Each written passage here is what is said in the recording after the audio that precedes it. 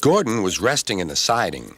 Sometimes he thought, "It's really tiring to be such a large and splendid engine. One does have to keep up appearances so."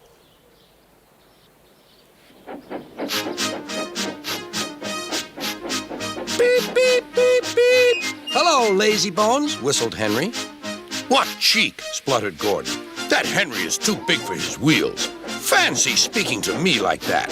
Me, who has never had an accident."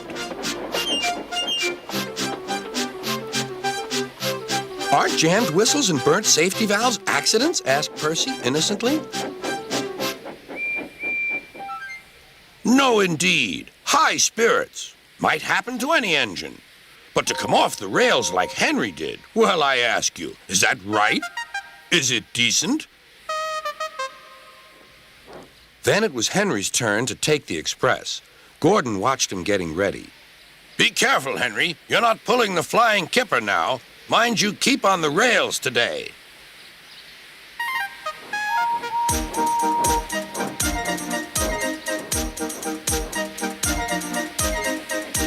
Henry went off in a huff, and Gordon yawned and went to sleep. But not for long. "Wake up, Gordon," said his driver. "A special train's coming, and we're to pull it." "Is it coaches or freight cars?" "Cars," said his driver. "Cars," said Gordon.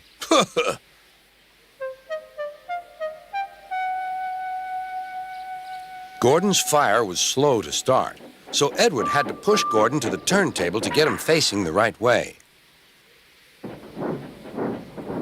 "I won't go! I won't go!" grumbled Gordon.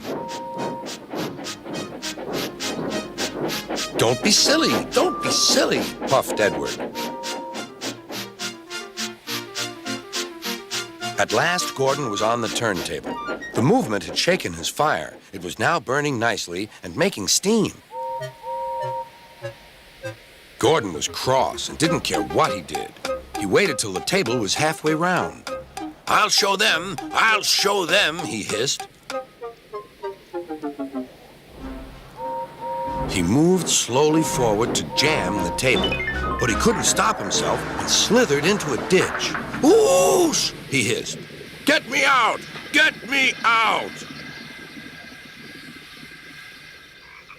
"Not a hope," said his driver and fireman. "You're stuck, you silly great engine. Don't you understand that?" They telephoned Sir Topham Hatt. "So Gordon didn't want to take the special train and ran into a ditch?" "What's that you say? The special's waiting? Tell Edward to take it, please, and Gordon, leave him where he is. We'll get him out later." On the other side of the ditch, some little boys were chattering. "Oh, doesn't he look silly? They'll never get him out." They began to sing. "Silly old Gordon fell in a ditch, fell in a ditch, fell in a ditch. Silly old Gordon fell in a ditch, all on a Monday morning." Gordon lay in the ditch all day. "Oh dear," he thought, "I shall never get out." But that evening they lifted Gordon and made a road of sleepers under his wheels to keep him from the mud. Strong ropes were fastened to his back end, and James and Henry, pulling hard, managed to bring him to safety.